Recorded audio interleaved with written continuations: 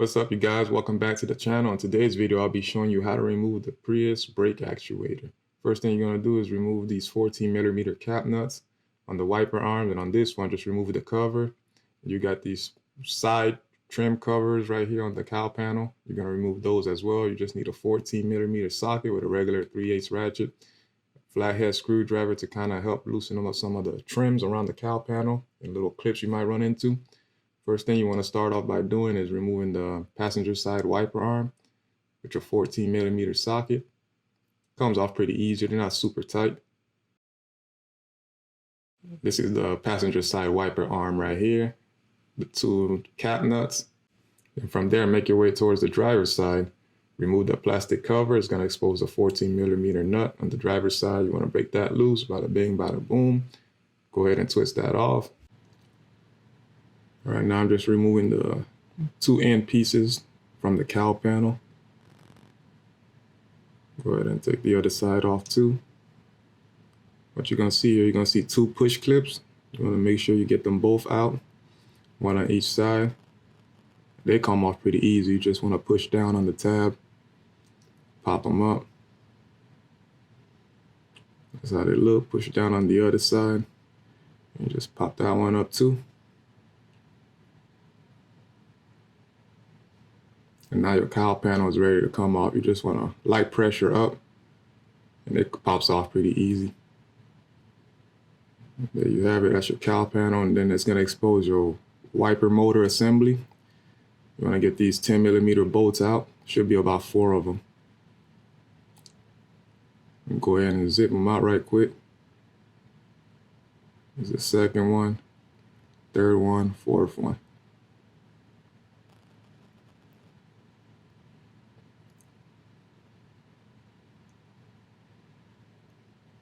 Make sure you keep them somewhere where you ain't gonna lose them. And the wiper motor comes off pretty easy.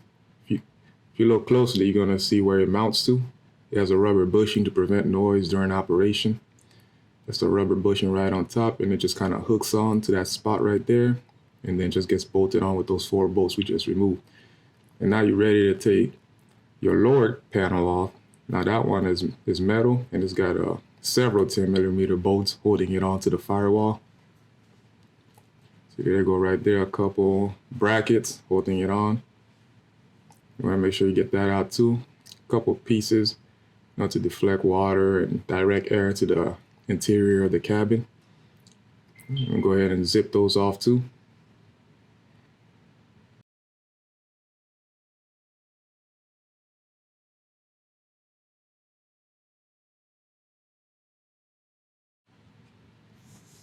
Okay, now our lower cowl panel is ready to come off.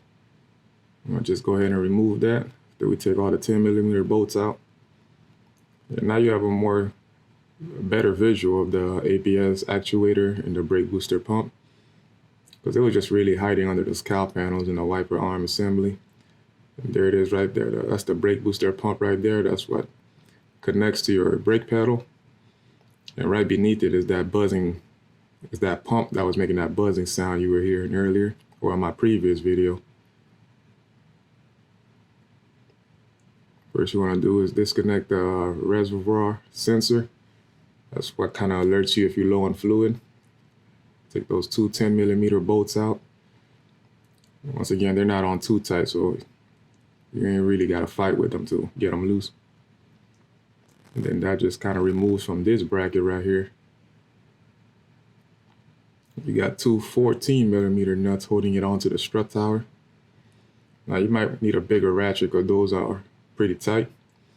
So I got my 1/2 inch here with a 14mm socket on it. Go ahead and break that loose.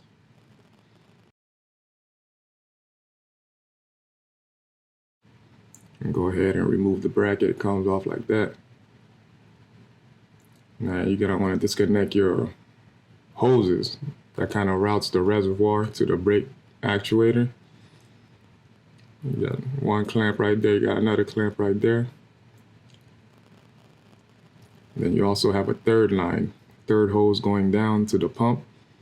You want to make sure you get those off too.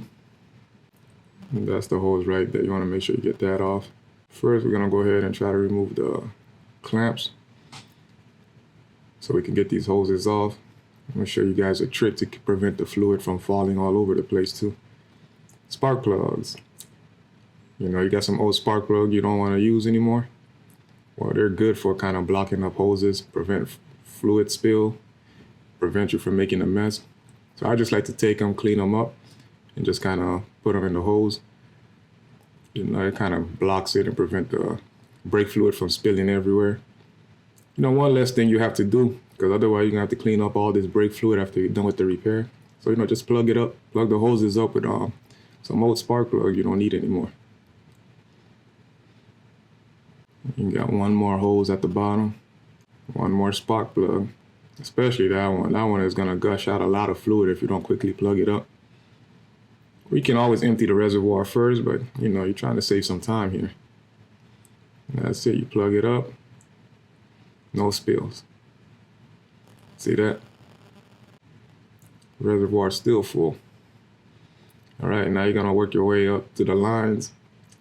You got about 4 lines right here, and then 1 on the side. 1, 2, 3, 4, and then 1 right there. And I like to put a rag beneath it, underneath it, so you know you don't get fluid everywhere, because you know a little bit's gonna come out. Go ahead and crack our lines.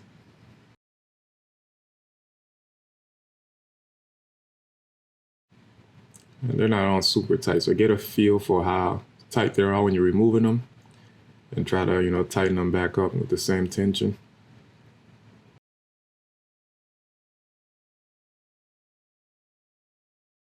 And you got one 10mm bolt holding one of the brake lines onto it. Don't forget to take that one out too. It's actually connected to the red line you see there. So after you break that red brake line loose, take that 10mm out on the side.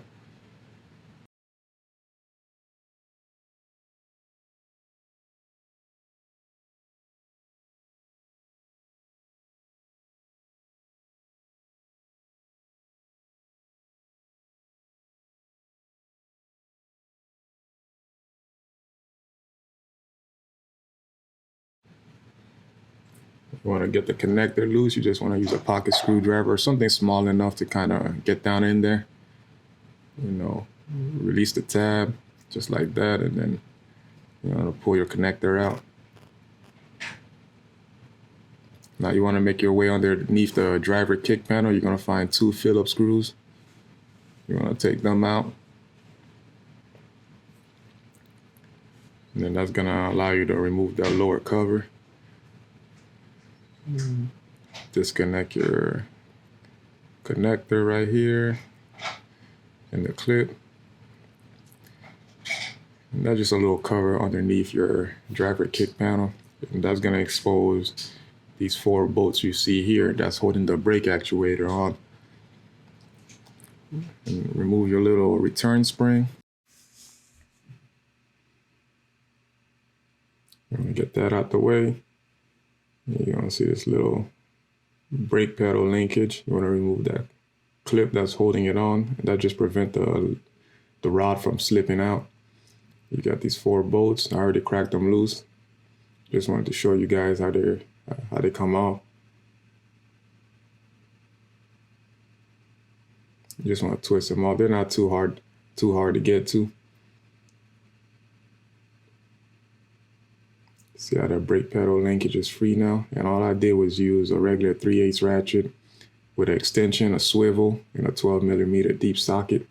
And there you have it. Now your brake actuator is ready to come out. Just remove the brake lines out of your way, and then it comes out pretty easy.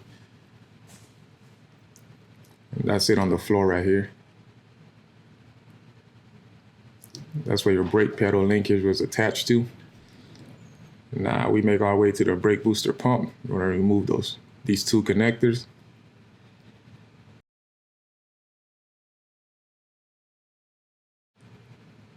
You got the harness clipped in on a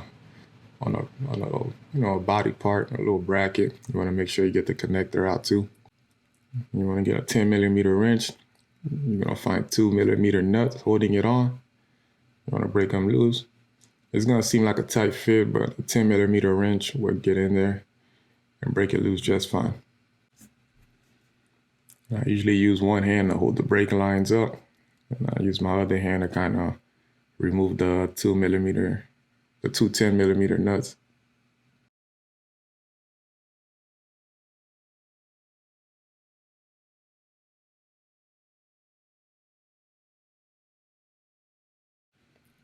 You got these bushings holding it on. You want to kind of get these bushing out. Just kind of pull the booster out of your way and just kind of use your fingers to kind of force the bushings out.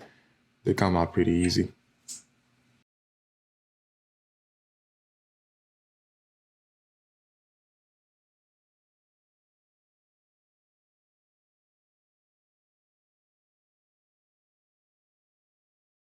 I like to use a pry bar, a small pry bar, just to free up the fuel line.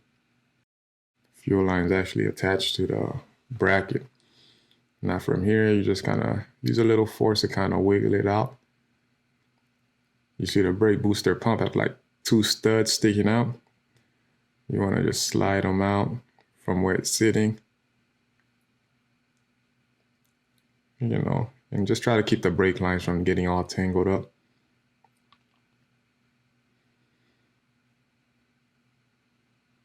You don't want to just yank it out either. So you don't want to pull any brake lines and stretch them. And you're going to have a hard time trying to bend them back into place so they can fit perfectly. So just take your time. And there you have it. That's it on the floor right there, guys. So you get a better visual on how it looks removed from the vehicle. That was the source of all your buzzing noise. And I'm going to say, before you tackle on a job like this, you are going to need a Toyota scanner to bleed it and calibrate it afterwards. This is just a sole purpose on how to remove it. So unless you plan on towing it to the dealer after you did it on your own, I wouldn't advise doing it. That's the brake. That's where the brake pedal linkage bolts onto right there. Every time you press on the brake pedal, it pushes that push rod. Show you guys how it looks removed from the vehicle. And that's pretty much all there is to it, guys. If you find this video informative, don't forget to like, share, and subscribe. Thank you guys for watching. See you guys on the next one. Peace.